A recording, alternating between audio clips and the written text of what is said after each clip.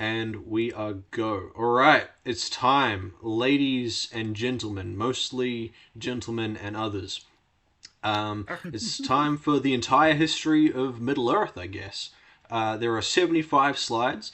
I cannot guarantee I will go at the same pace as Garrett did, but I will do my absolute best. So, without further ado, let's get into this shit. So, first, there was Eru Iluvatar. And yeah, he's basically God. He was the first thing to exist, and he made the Ainur, which these guys are like spirits. And there are two kinds of Ainur. There are the Valar and the Maya. The Valar, pictured here, they're like the pantheon, basically, the most powerful of the Ainur. Direct servants of Eru Iluvatar. They helped create the world of Arda. And the Maya, they're servants of the Valar. And some Maya you guys might be familiar with include Gandalf, include Sauron. The Balrogs are also Maya. These are some Maya. So yeah, that's a little thing. And so the creation was so basically the Ainur, to create Arda, they sung it into existence with the music of the Ainur. So I'll read this quote out to you guys. But then they were come into the void. Iluvatar said to them, "Behold your music." And he showed to them a vision, giving them sight where before there was only hearing, them being the Ainur. And they saw a new world made visible before them, and it was globed amid the void, and was sustained therein, but was not of it.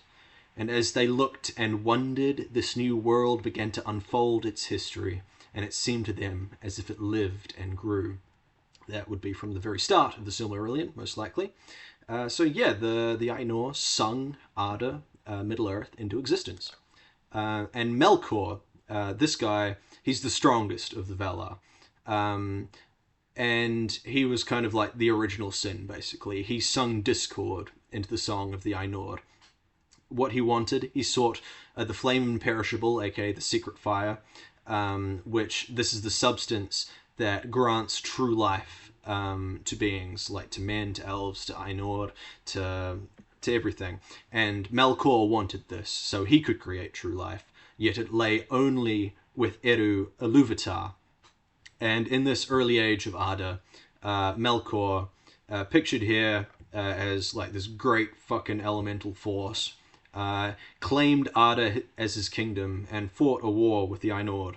Well, some of the Ainur actually came to him, such as the Balrogs and Sauron, etc. But he was banished into the void by the Valar. And after this came the spring of Arda. The Valar created the great lamps, pictured here. There were two of them at the poles of the world, and these gave light to creation. There was no sun at this time. There were only the lamps. And at this time were beasts and forests. These were awake and came into life, whereas men and elves still lay dormant. They were literally just lying around sleeping at this stage. They were not awake. They were sleeping. Whereas Melkor, after a while, and when I say a while, I mean I actually have no idea, because years at this time are measured differently than years in later Middle Earth. It's a bit confusing. And Melkor built Utumno, and we'll get back to that, in the far north of Arda. And his evil will taint the soil of Arda forevermore. Before this, Arda's creation was pure, but now it is tainted forever. And this is what Arda looks like, Middle Earth looks like at this stage. The two lamps, either stage, either pole and Elmarin there, that's where the Valar live. And this is Utumno, so this was the first fortress of Melkor. Basically, it's hell. In Quenya, which is a language of the elves, it means underworld, and in Sindarin, another language of the elves, literally means hell. And this is a vast tunnel network, super Mordor, basically, where Melkor corrupted the beings of Arda to create all sorts of evil, such as dragons, trolls, orcs, asterisk, and all the other evils of the world that would come to plague Arda for ages to come. And yeah, when what's his name, Melkor made Utumno, the Valar realized, oh shit, evil is tainting our creation, so they kind of remade the world a little bit, and they separated Aman, which becomes the Undying Lands of Valinor, from the rest of Middle Earth. And you can see Utumno up in the north there. And then Melkor has a bit of a gamer moment and destroys the two lamps. It turns out he's bad. But, however, the Valar decide it's time to fucking bring their vengeance upon him. So, ladies and gentlemen, we got him. They imprisoned him. They brought a great host of the elves who had just awakened, and probably Maiar and Ents, and destroyed Utumno. This was the War of the Powers. And they imprisoned Melkor, and all was well in the world again, although the world was now cast into starlight. There was no sun, no anything. And the dark fortress of Angband still stood abandoned. And now began the Age of the Trees, which was the beginning of the First Age. The Valar created these two trees, which you see in the background here, which do have names, though I do not have them on hand. And they became the new source of light for the world. And the Noldor elves travelled to Valinor to live in the light of these trees within, alongside the Valar, whereas other elves remained in Middle-earth, and that was outside the light of the trees, so they remained in starlight. Some of these elves are referred to as literally as dark elves, but they're not evil, it's just because they lived in the dark. And the dwarves awakened around this time, and Durin the Deathless, creates the kingdom of Khazad-dûm, later known as Moria. Feanor, a great craftsman of the Noldor, this elf guy, creates the Silmarils, these jewels, from the light of the two trees. That word. Yeah, you guys know that word, and what could it mean? Who knows? And the Valar decide, hey, Melkor, he's got to be redeemed after all these millennia. Let's just let him go. It's like Gul'dan. Yeah, legit, right? Brilliant idea. I'm sure nothing wrong will happen from this. And of course, unforeseen consequences are unforeseen, as Melkor immediately teams up with Ungoliant, who is this great evil spider, sort of, well, more like a Lovecraftian demon from beyond the borders of creation. And together, well, Melkor kind of helps Ungoliant eat the light of the two trees, destroying them. And Melkor then kills Feanor, or more accurately, his Balrogs kill Feanor, and he steals the Silmarils. And now it is time for centuries of apocalyptic war.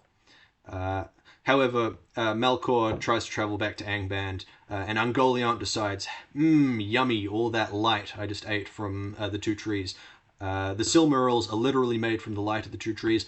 I could fucking do with that. So she tries to eat the Silmarils, and Morgoth is like, oh fucking shit, this huge fucking spider, literally like the size of a mountain. I can't deal with this, even though I'm literally a Valar. So he has to call upon his Balrogs to come save his ass. What a loser. And after this begins the Age of the Sun and the Moon, where some Maya, whose names I do not have on hand, create the sun and the moon from the remaining light of the two trees of Valinor. And at this time, men, aka Atani, awaken and join the story. Following the killing of Feanor, the Noldor clans march back to Middle-earth.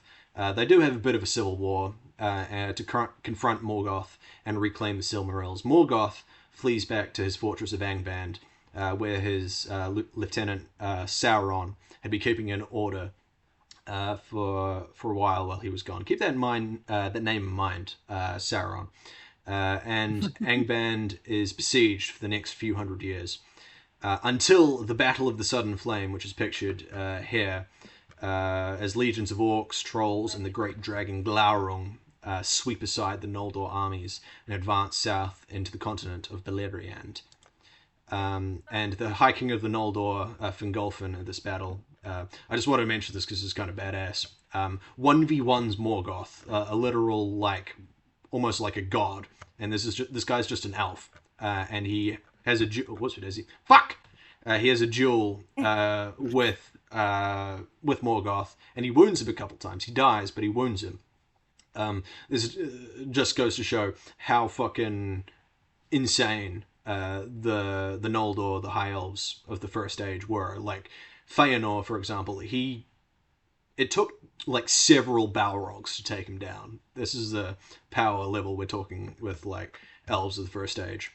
And yeah, so this is the map of the First Age. Everything blue, that is Beleriand.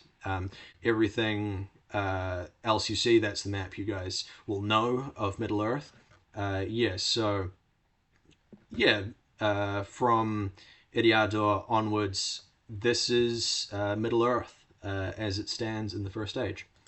And you can't see it here, but you see up here Anfalglith, I guess, Hitlim. Zooming in, this is where Angband and the Thangorodrim, which are like these three volcanoes, this is like the second Mordor, basically, before Mordor was a thing. And zooming out, this is what Arda looks like at this stage. It's a flat Earth. It is actually a flat Earth. And you see the doors of night at creation there, at the edges of creation, beyond which is just the void. And you see the Thangorodrim, that's the volcanoes, that's where Angband will be. So just species rundown for the moment. We've got the elves. These guys were made by Iluvatar. They're immortal, and Valinor, or Aman, the Undying Lands, is promised to them and them alone. And we have men, or Tani, or humans. These guys are Iluvatar's favoured children, and he loves them so much that he gave them immortal life. It's like, okay, thanks, I guess. The reason for that is men have a fate, like post-life, that is so secret that the Valar do not share it, but it's meant to be better than anything else. And so then we have the dwarves. They were created... they're cool though. They were created by Aule. Pick up humans. What? What was that? Only humans. True. Based, yeah. So Aule, the Smith of the Valar, he wanted to share in their creation of life, but he didn't have the secret fire. He made the dwarves, but they lacked like consciousness. And Eru told him to destroy the dwarves. And as he raised his hammer, he looked down, and the dwarves began begging for mercy because Eru had given them the secret fire, and they became a race. They get given true life. Then we have the Great Eagles. These guys are messengers of Manwë, one of the other strongest of the Valar that isn't Melkor. The Ents, they're the tree guys. They were created by Iluvatar at the request of Yavanna, another one of the Valar, in the early ages of the world, and they were taught language by the elves. And then we have the orcs. And Tolkien contradicted himself a bunch of times as to how these guys came to be. Sometimes he says that they were like corrupted elves that were like bred in a Tumno. Other times that they were like a race that actually just existed, that Melkor like just took and whatchamacallit, enslaved basically. And we have dragons that Melkor just let me just put a pin on that. Melkor cannot make life; he can only make mockery of life. It is only Eru Iluvatar that can create true life. And so trolls, they were made in mockery of Ents. Great spiders, they were the spawn of Ungoliant, the huge spider that ate the two trees. And what happened to her? She buggered off to the far south and probably ate herself. Probably. And then we have the nameless things, which may be older than the music of the Ainur. And Gandalf sees them while fighting the Balrog deep beneath Khazad-dûm. And here we have a quote from the Fellowship of the Ring. Far, far below the deepest delving of the dwarves, the world is gnawed by nameless things. Even Sauron knows them not. They are older than he. Now I have walked there. but I will bring no report to darken the light of day. Fucking yeah, it goes pretty hard. Tolkien taking a page from Lovecraft there, which is pretty sick. Yeah, now getting back to history, shit hits the fan. Following the Battle of the Sudden Flame, the legions of Morgoth advanced southward, destroying the elven kingdoms of Doriath and Gondolin and Nargothrond, and Middle Earth seems like it's doomed to fall into shadow. And while this is happening, mythic lovers Bedin and Luthien, who are a man and an elf, go on a sick quest and steal a Silmaril back from Morgoth. Turin Turambar, who's this great hero of man, slays the dragon Glaurung, but he accidentally sleeps with his daughter. Whoops. And then Erendil, who's Elrond's granddad, as the world seems to about to be taken over by Morgoth, sails to Valinor to beg the Valar to intervene and save Middle Earth from certain domination by Melkor. Excuse me while I take a swig of my beer. Okay, and then we have the War of Wrath, which is the end of the First Age. And the Valar heed Erendil's call and travel to Middle-earth alongside legions of the Noldor and wage a final war against Morgoth. And they succeed, they defeat him, and then banish him beyond the walls of night, the doors of night, into the void. However, the lands of Beleriand are sunk beneath the waves of the ocean. Thus changing the map. So, world peace, we did it. Evil is defeated, hooray! And now it's time for the Second Age. And since Morgoth is defeated and Beleriand has been sunk, the Free Peoples migrate eastward to Middle-earth, even though a bunch of people already live there, whatever. The Noldor establish the Kingdom of Lindon, aka the Grey Havens, which we see at the end of the Peter Jackson trilogy.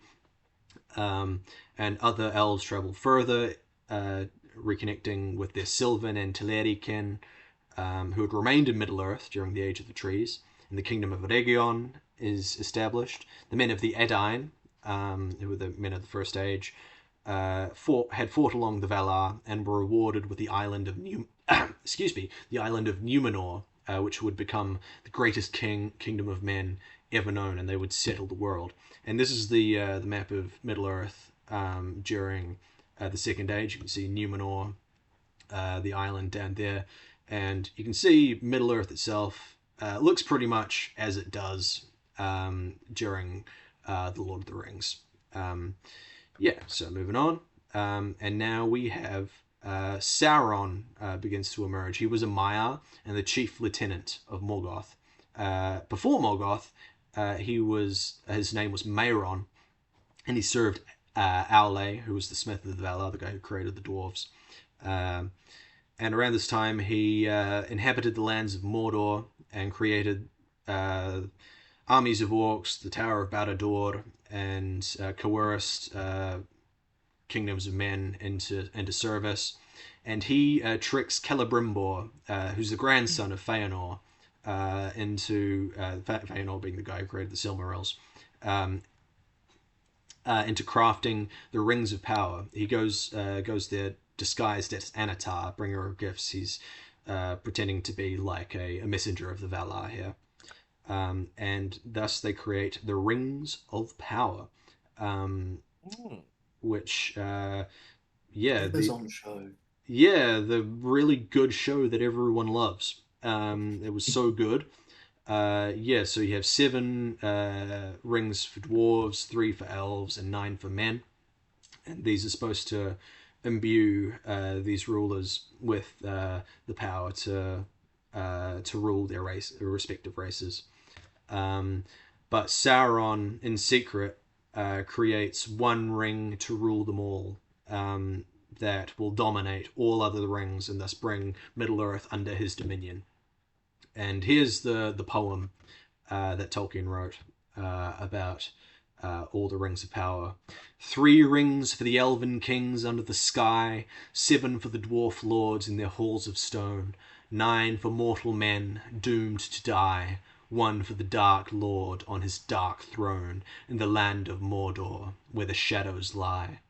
One ring to rule them all, one ring to find them, one ring to bring them all, and in the darkness bind them in the land of Mordor, where the shadows lie. And after that, after Sauron creates the One Ring, he tries to use it to dominate all the other rings. However, the elves, they remove their rings after they detect his dark presence. And so his plan is foiled. However, he still decides, all right, well, I have my armies of orcs, may as well attack. And he attacks and destroys the kingdom of Eregion. And Celebrimbor is captured, tortured, and killed, filled with arrows, and then used as a banner of war, which is fucking metal as fuck. However, Elrond rallies the elves and creates Imladris, or Rivendell, as a haven for elvenkind. Sauron distributes the other rings of power to the kings of dwarves and men. The dwarves resist his domination, but they become obsessed with gold and treasure. It dominates everything, all their waking moments, whereas the nine kings of men who are given the rings of power fall into darkness and become the Nazgul, or the ring wraiths, who you guys will probably recognize. And during this time,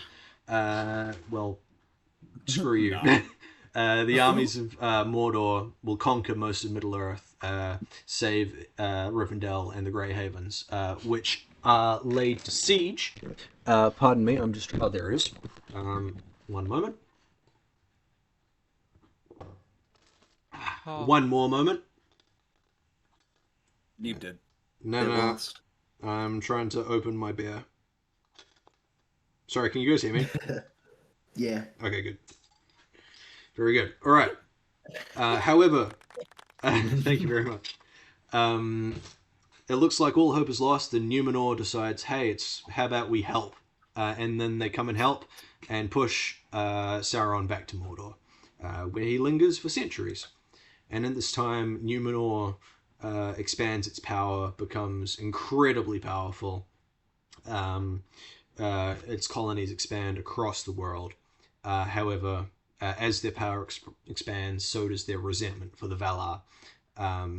They resent the elves for having immortality, and they resent the Valar for denying them that they can never go to Valinor. And over generations, relations between the Numenorians and the elves deteriorates. And Numenorian kings begin to spurn Eru Ilúvatar, and neglecting even the White Tree. Second White Tree, ancestor of the one you see in Gondor and Minas Tirith, which itself is a descendant of one of the White Trees of Valinor. So, fun fact, the White Tree of Gondor is a descendant of one of the trees of Valinor. And Numenor's empire expands from here. And then Sauron decides, hey, I've been sitting around for too long, and tries to conquer the world again. So King Ar-Pharazôn, ladies and gentlemen, we got him again. Ar-Pharazôn rocks up with his army of Numenorians, literally goes all the way up to the gates of Barad-dûr, and Sauron looks out and goes, oh fuck, maybe a bit off more than I could chew. This is Numenor at the height of its power, and Sauron surrenders to the king of Numenor, Ar-Pharazôn, and gets taken back to Numenor. But maybe this was his plan all along, because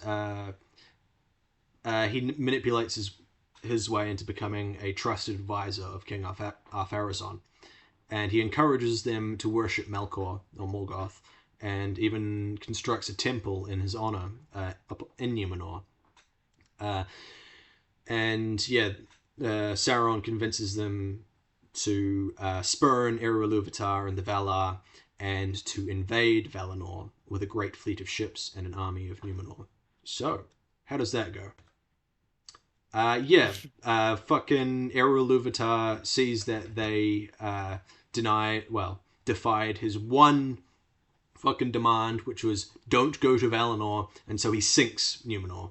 Numenor's gone. It's sunk beneath the waves. It becomes Atlantis. Maybe it was always Atlantis, but it's gone. And after that, whatchamacallit, Eru Ilúvatar really makes sure that no one else can ever try to get to Valinor ever again, and basically removes Valinor from Arda and puts it fucking in heaven or something, and the world becomes round.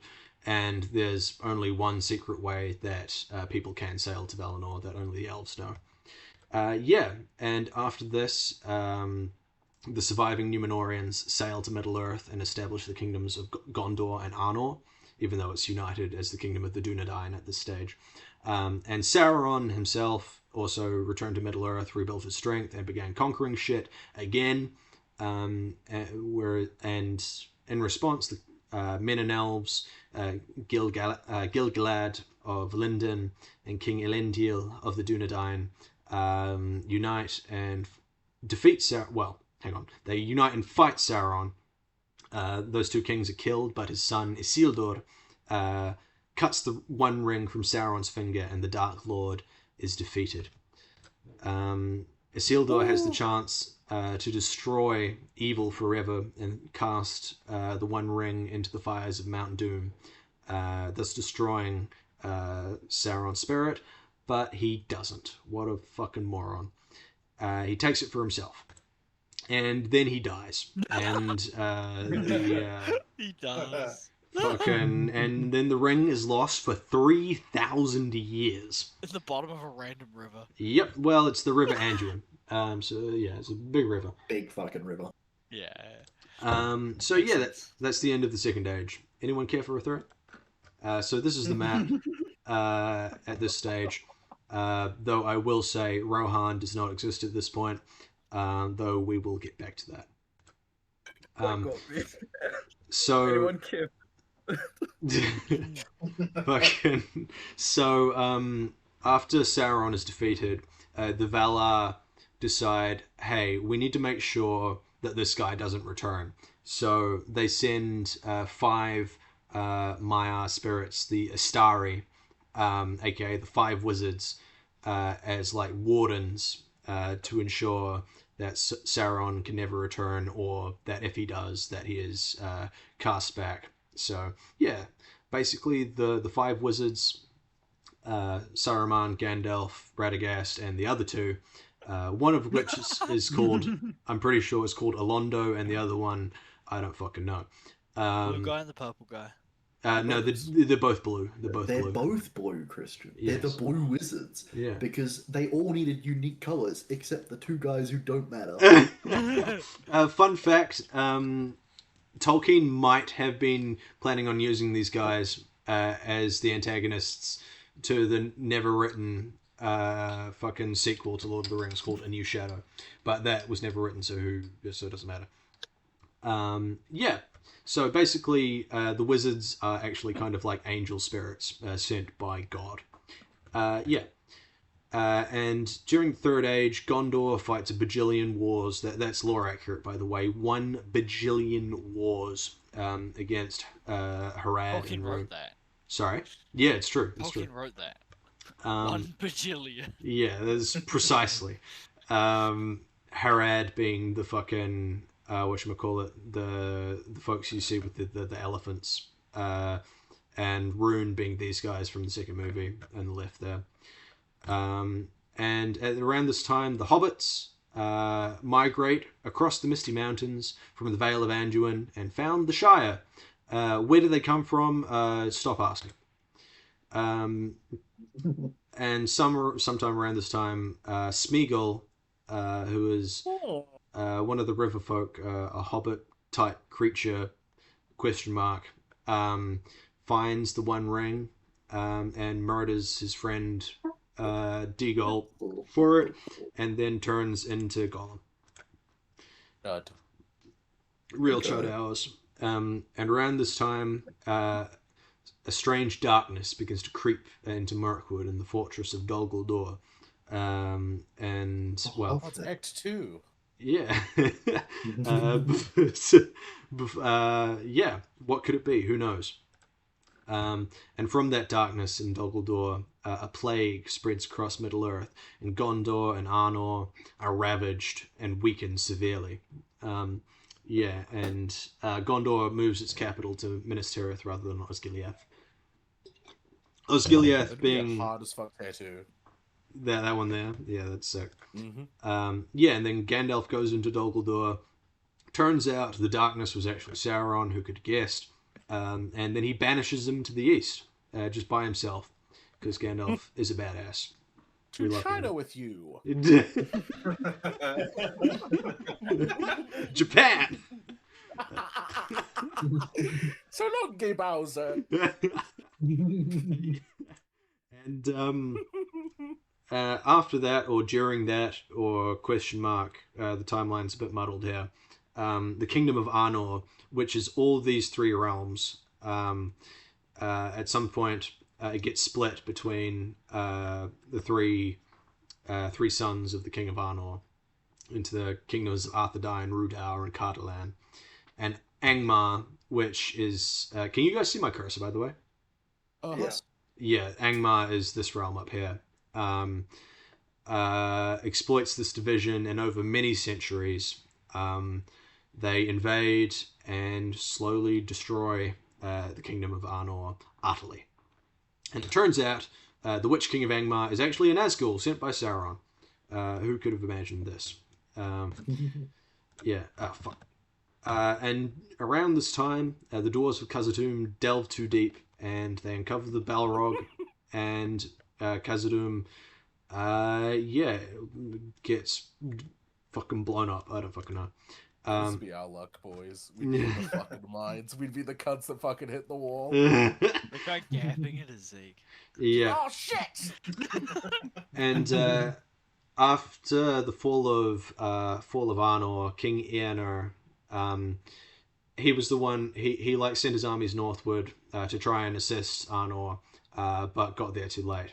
And he was challenged by fucking the Witch King to go to Minas Morgul, which was previously Minas Ithil.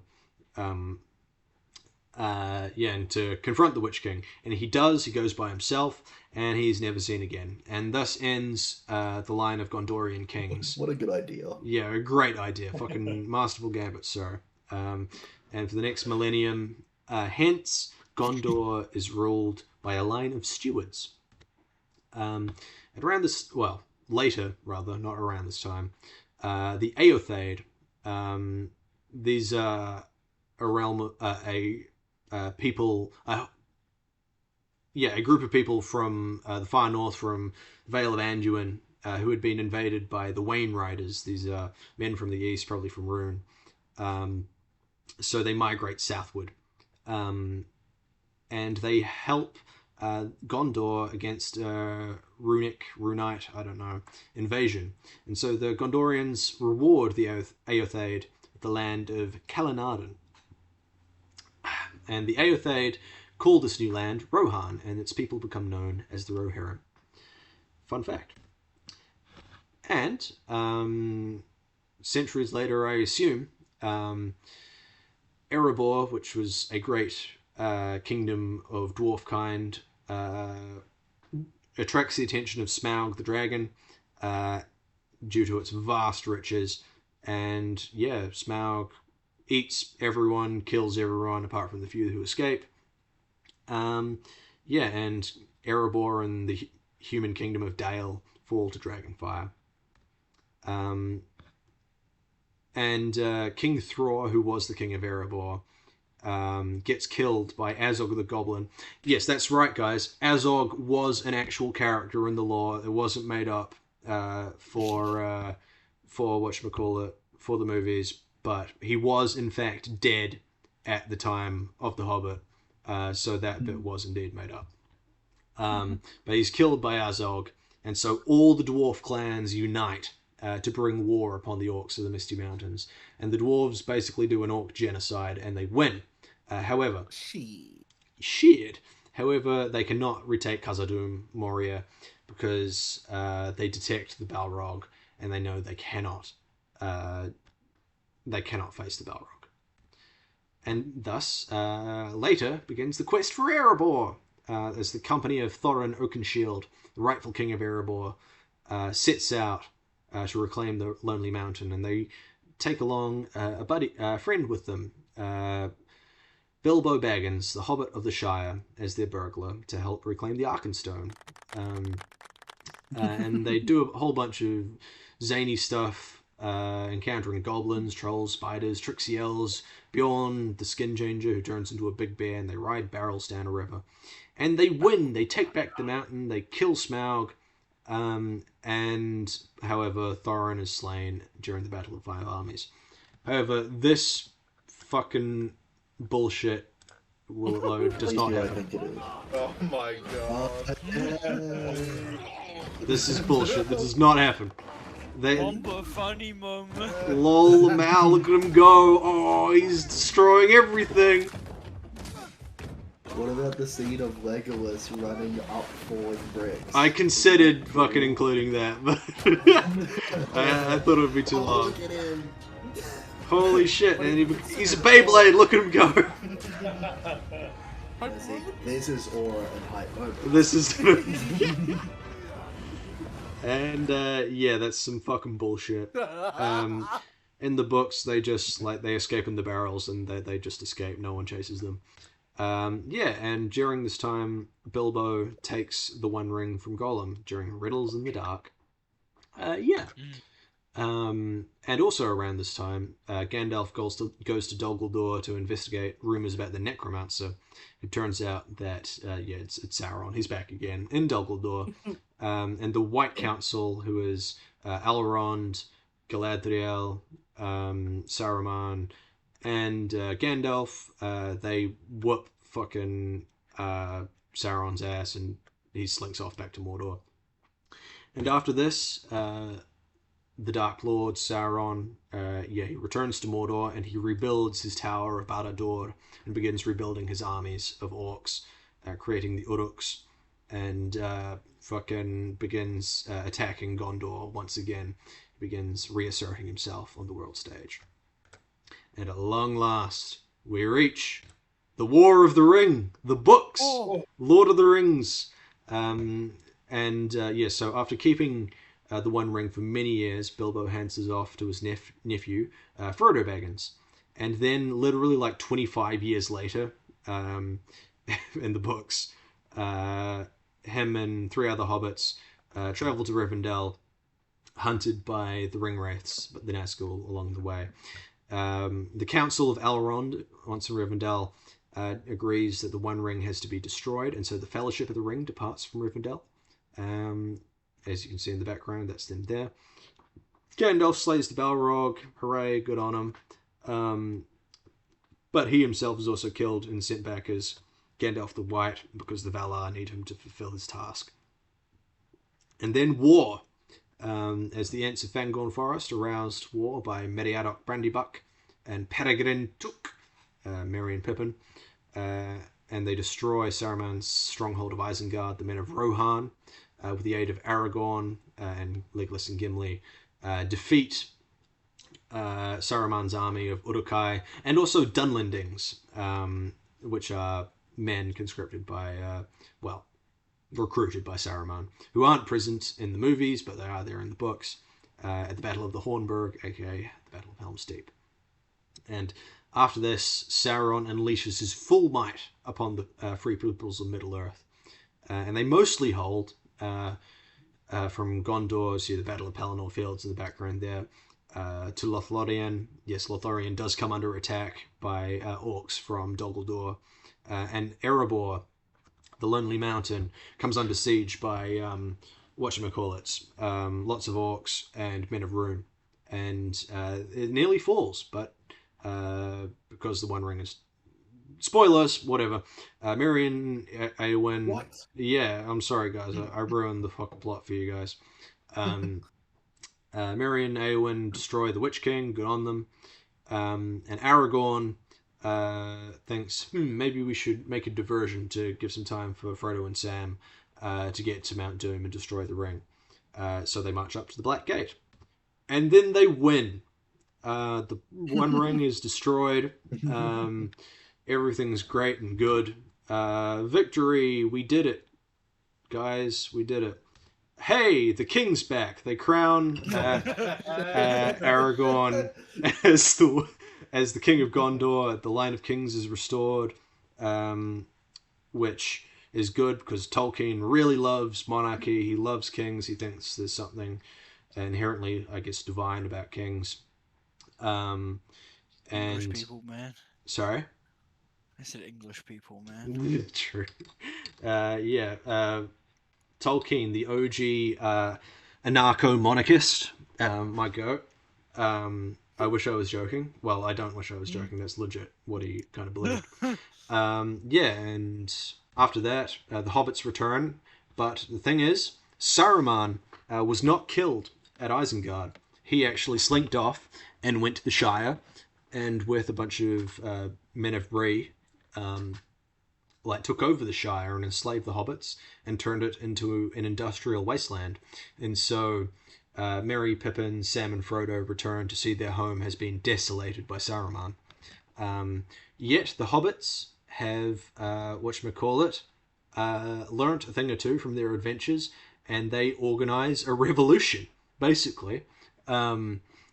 They band their forces together and defeat Saruman's forces, and then Grima Wormtongue, who you can see there, as Saruman, I guess, tries to flee or something, I can't quite remember, stabs him in the back, and then Hobbit archers fill Grima Wormtongue up with arrows. And I'll go back to this image because this is actually depicting that. After Saruman is killed, it's described in the book that smoke drifts up from his body, and he looks to the west towards Valinor, and then a gust of wind blows him away, and basically the Valar. That's cool. Yeah, the Valar rejecting him. And they all lived happily ever after until the end of their days, as the Shire is restored, because what Sam gets in the books as a gift from Galadriel is earth of Lothlorien and a seed of the Melon trees of Lothlorien, and he basically goes around the Shire and spreads this blessed earth, and the Shire grows back twice as beautiful as it ever was. Psych! It's not the end. Fourth Age time. We're almost there. So, what is the Fourth Age exactly? Aragorn rules, and his reign is good and just. He rules for centuries. He's the best king that ever was. Gondor becomes Super Gondor. He reforms. Aragorn refounds Arnor. And he actually does a state visit to the Shire as King of Gondor, which is kind of cool. And Frodo, Bilbo, Gandalf all sail to the Undying Lands because they are all ring bearers. And Gandalf, as one of the Astari, his burden of having to fight Sauron is finally fulfilled. Sauron is no longer a threat. And Sam is elected mayor of the Shire until in his later years he too departs of Valinor because, fun fact, after he fights Shelob, he actually takes the ring from Frodo, who was unconscious, and he wears the ring for a wee while. So for a brief time, he is a ring bearer, and this gives him the right to go to Valinor in his later years. And Legolas and Gimli basically become best friend. Well, they are best buds. They go on a boys' trip around Middle Earth, and they depart for Valinor together eventually. I'm pretty sure that's the case. I might be wrong there. I'm pretty sure that's the case. And then history basically comes to an end as magic slowly diminishes from the world. All remaining elves depart for Valinor as dwarves and hobbits and orcs and trolls and ents and all magical beings slowly fade into history, and the world becomes the world of men and men alone. But according to prophecy, one day, potentially, maybe, asterisk, maybe, Morgoth will return from beyond the doors of night with all evil to ever exist, including Sauron, including all his dragons, including Ungoliant, including everything, will wage one final war to dominate Arda. This is known as Dagor Dagorath. The cost will be great, but the free peoples shall prevail, and finally, all evil will be banished from the world forever. Thank you all for listening. Drink up, lads. Yay! Sir. Woo! Let's try